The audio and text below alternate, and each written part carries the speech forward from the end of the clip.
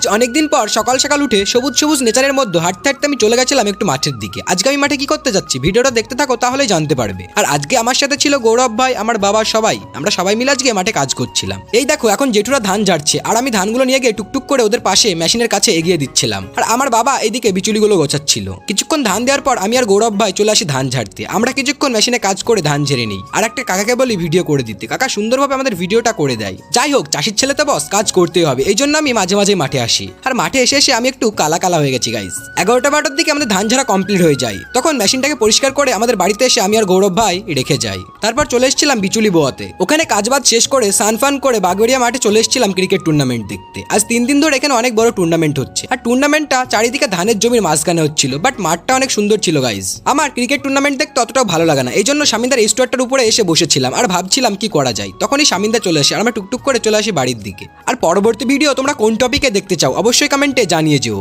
আর না জানালে জানবো তোমরা আমাকে ভালোই বাসো না।